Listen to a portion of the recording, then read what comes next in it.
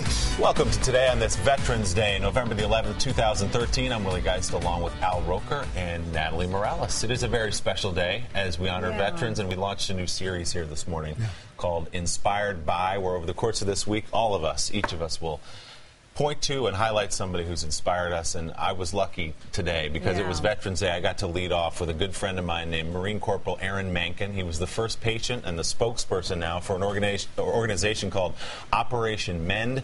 It heals our most severely wounded veterans. A lot of these guys who've been disfigured in Iraq and Afghanistan. Aaron Menken is a special guy.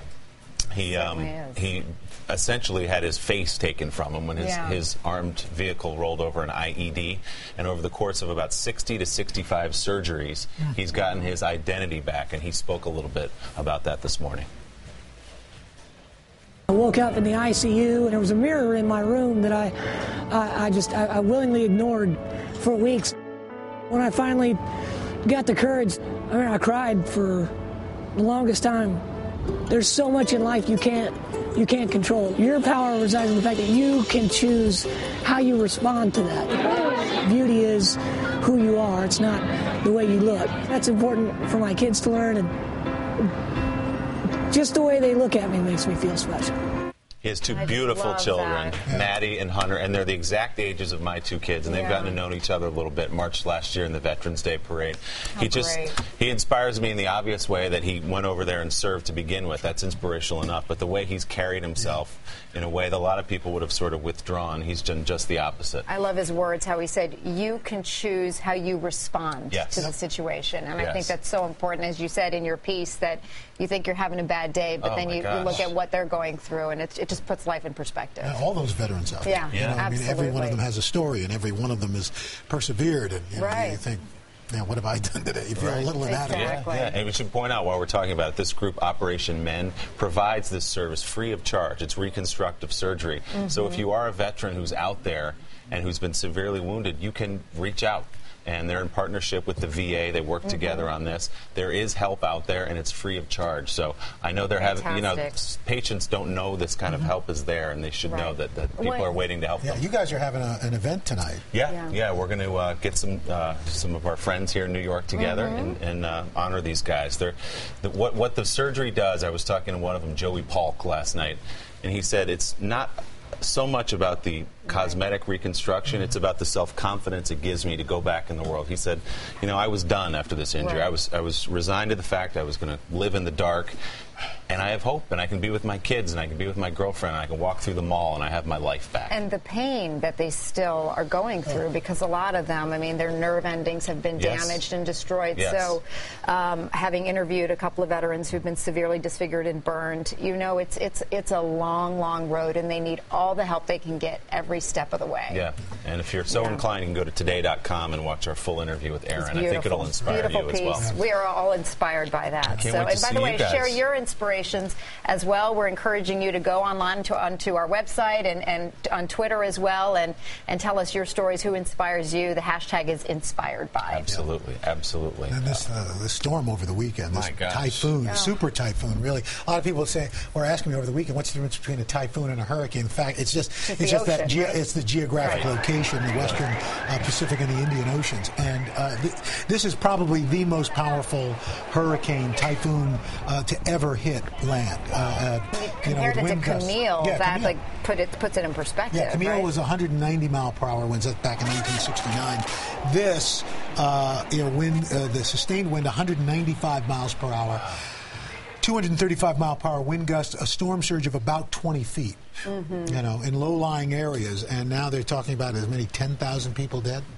Those numbers just coming in. Almost 10 million people have been affected, according to the UN. No electricity, food, no water. Houses and buildings have been leveled. Some of these coastal towns, frankly, were just wiped away. Right. Well, and a lot of these areas are generally poorer areas, too, where the infrastructure is not great. And as we saw in Haiti with the earthquake a couple of years ago, they get completely decimated by an event like this. As you see, sadly, we're seeing unfortunately, the aftermath, and we're still learning about areas that we're not even hearing about communication with yet. And sadly, there's another area developing back between Palau and the Philippines that obviously won't be as strong, but is going to bring rain and wind to this area over the next 72 hours. So we know a lot of people are going to want to help and want to reach out in some way, and so many great organizations, including the U.S. military, is already there helping out right now. But the American Red Cross, they've launched a family tracing service among many other aid operations. UNICEF also is taking your donations to help provide children with shelter, clean water, nutrition, and vaccines. And Save the Children, Operation USA, and World Vision are all in place trying to take action here. Again, go to our website if you have any questions about the organizations or if you want to get involved and help out. Absolutely. Another story that's got a lot of people talking this morning. CNN reporter, new dad, Josh Levs, has filed a gender discrimination claim with the Equal Employment Opportunity Commission against his employer. He wants the same 10 weeks of paid leave that CNN's mothers get. Birth mothers get 10 weeks paid leave, and the same policy applies both men and women who adopt or have children through a surrogate. So in other words, if you adopt in your dad, you do get the 10 weeks, but not if you're biological father. Then you only get 2 weeks. You get 2 weeks. But the moms do get 10 paid. Right. Time Warner, which is the parent firm of CNN, said no to his equal leave request. In a statement, Time Warner said, "We don't comment on pending legal matters. However, it should be noted that Time Warner and its businesses have been recognized for providing employees with some of the most progressive and inclusive benefits available. The company's parental leave policy is fair, non-discriminatory, flexible, and available to all employees." That's the statement from Time Warner. What do you think, Natalie? I think, honestly, having looked at some of the policies, and we were doing a little research over the weekend, and CNN's policy is for the most part what a lot of companies offer. And it's actually, in some ways, even better than what a lot of companies offer. I mean, 10 weeks paid maternity leave for women, 2 weeks paid for men is for bonding time. I mean, that's in line, if not a little bit better, than where the country stands. I mean, but the question is, if you give 10 weeks to an adoptive dad or a dad who has a surrogate, why wouldn't you give the same amount of time? I mean, look, I'm glad they give the time. That's great, but you should even it out somehow.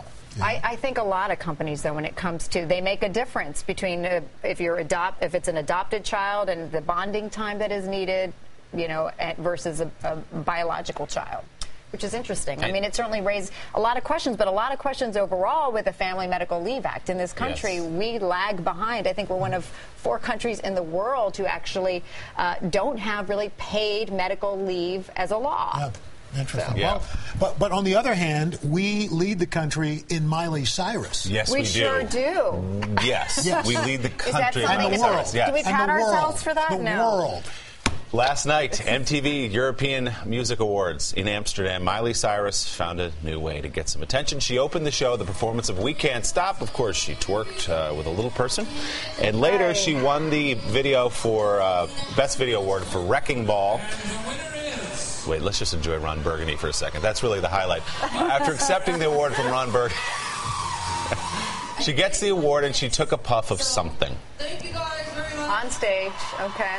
She pulls it out of her purse, fires something up, a hand-rolled cigarette or something else, perhaps. We get it. You're edgy.